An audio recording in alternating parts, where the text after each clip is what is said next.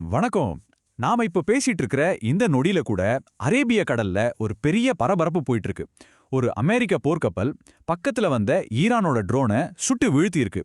இது ஏதோ ஒரு தடவை நடந்த விஷயம் இல்ல. கடந்த சில வாரங்களா இதே மாதிரி சின்னதும் பெருசுமா மோதல்கள் தொடர்ந்து நடந்துட்டே இருக்கு. சோ இன்னைக்கு நாம அமெரிக்காவுக்கும் ஈரானுக்கும் மத்திய ஏன் இந்த அளவுக்கு திடீர்னு பதற்றம் அதிகமாயிருக்கு, இதுக்கு பின்னாடி என்ன இருக்குன்னு கொஞ்சம் ஆழமா பார்க்க போறோம். சரி, நேரடியா விஷயத்துக்கு வந்துடுவோம். இப்போ உலகம் முழுக்க இருக்கிற ஒரு முக்கியமான கேள்வி இதுதான். ஏற்கனவே உக்ரைன், காசானு பல பிரச்சனைகள் போயிட்டு இருக்கிற இந்த நேரத்துல அரேபியா கடல்ல இன்னொரு பெரிய போர் மூல போகுதா?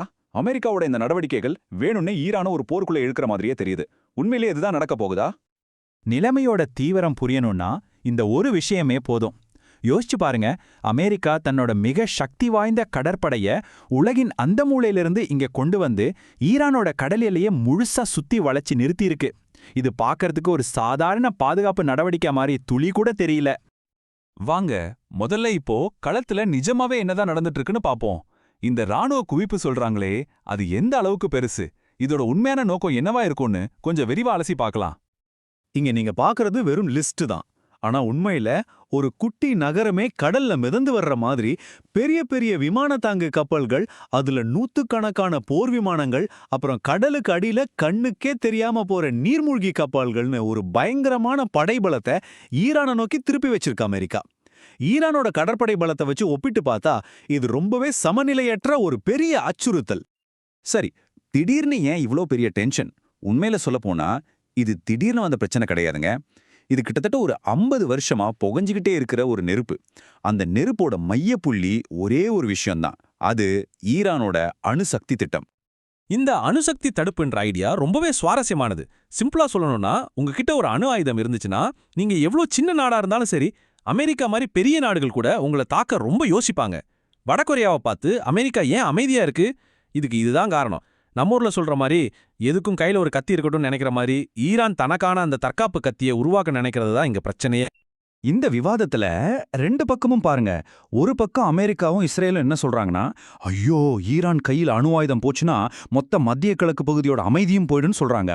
ஆனா ஈரான் தரப்பு என்ன சொல்லுதுன்னா, நாங்க கரண்ட் தயாரிக்க, படிக்கிறதுக்கு, இந்த மாதிரி நல்ல விஷயங்களுக்கு தான் அணுசக்தியை பயன்படுத்துறோம். ஒருவேளை ஆயுதம் செஞ்சா கூட எங்க நாட்டுக்குள்ள நாங்க என்ன பண்ணணும்னு சொல்ல நீங்க யாரு, உங்களுக்கு எந்த உரிமையும் இல்லைன்னு அவங்களோட இறையாண்மையை ரொம்ப அழுத்தமா சொல்றாங்க. இந்த திட்டத்தை எப்படியாவது தடுக்கணும்னு அமெரிக்காவும் இஸ்ரேலும் சும்மா இருக்கல. இதுக்கு முன்னாடி ஈரான் ஒரு மலைக்கடியில ரொம்ப ரகசியமா வச்சிருந்த அணு ஆராய்ச்சி மையத்தை அழிக்க அந்த மலையே அதிரும் அளவுக்கு தாக்குதல் நடத்தினாங்க. வடிவேலு காமெடியில சொல்ற மாதிரி திடீர்னு பார்த்தா ஒரு மலையே காணோம்னு சொல்ற அளவுக்கு நிலைமை இருந்துச்சு. ஆனா அதுக்கப்புறமும் ஈரான் தன்னோட திட்டத்தை நிறுத்தவே இல்லை. இது அவங்க எவ்வளவு உறுதியா இருக்காங்கன்னு காட்டுது. இந்த மோதல்ல இன்னொரு ரொம்ப முக்கியமான கோணம் இருக்கு. அது என்னன்னா, மத்திய கிழக்கு அரசியல்ல ஈரான் கிட்டத்தட்ட தனியா நிக்கிறது தான். இந்த டேபிள பார்த்தாலே உங்களுக்கு நிலைமை புரியும். அமெரிக்கா மாதிரி ஒரு பெரிய சூப்பர் பவரை தனியா நின்று எதிர்க்கிறதுங்கிறது சும்மா இல்ல. ஈரானுக்கு பக்கத்துல இருக்கிற நாடுகளோட ஆதரவு கண்டிப்பா தேவை. ஆனா சவுதி அரேபியா, UAE மாதிரி முக்கியமான அரபு நாடுகள் எதுவுமே ஈரானுக்கு சப்போர்ட் பண்ண தயாரா இல்ல. இதனால இந்த செஸ் விளையாட்டுல ஈரான் தனியா மாட்டிட்டு நிக்குது. அமெரிக்காவுக்கு இது ரொம்ப வசதியா போயிடுச்சு.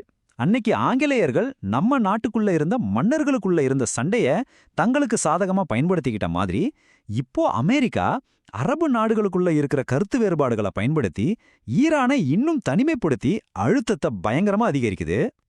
சரி, இதெல்லாம் எங்கேயோ நடக்கிற பிரச்சனை, இதனால நமக்கு என்ன பாதிப்புன்னு நீங்க கேட்கலாம். ஆனா விஷயம் அப்படி இல்ல. இந்த மோதல் உங்களுக்கும் எனக்கும் கூட நேரடியா பாதிப்பை உண்டாக்க போகுது. அது எப்படின்னு சொல்றேன் கேளுங்க.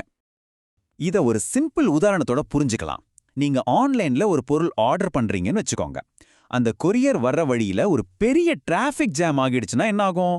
உங்களுக்கு பொருள் வந்து சேர லேட் ஆகும். சில சமயம் அதோட விலையும் அதிகமாகலாம் இல்லையா? அதே மாதிரி தான் உலக வர்த்தகத்துக்கான ஒரு மிக முக்கியமான கடல் வழிப்பாதை ஈரான் பக்கத்துல இருக்கு.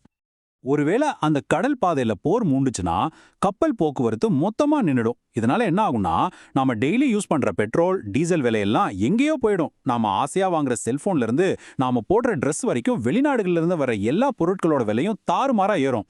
இது உலக பொருளாதாரத்தையே ஆட்டம் காண வச்சிடும்.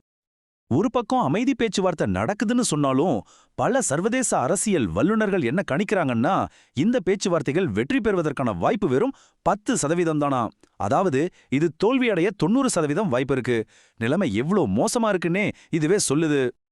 இதுதான் கடைசி எச்சரிக்கை மணி மாதிரி. நிலைமையோட தீவிரத்தை உணர்த்துற விஷயம் என்னன்னா, அமெரிக்க அரசாங்கம் ஈரான்ல இருக்கிற அவங்களோட குடிமக்கள் எல்லாரையும் உடனடியா ஈரானை விட்டு வெளியேறுங்கன்னு அதிகாரப்பூர்வமா அறிவிச்சிருக்கு. இது ஒரு பெரிய புயலுக்கு முன்னாடி வர்ற அமைதி மாதிரி ஒரு பெரிய மோதல் வரப்போகுதுங்கிற தெளிவான அறிகுறி. அப்ப அடுத்து என்ன நடக்கும்? அமெரிக்கா தாக்குதல ஆரம்பிக்குமா? தனியா விடப்பட்டாலும் ஈரான் பதிலடி கொடுக்குமா? இல்ல யாரும் எதிர்பார்க்காத வகையில ஏதாவது ஒரு ராஜதந்திர நகர்வு இந்த பெரிய நெருக்கடியை தடுத்து நிறுத்துமா?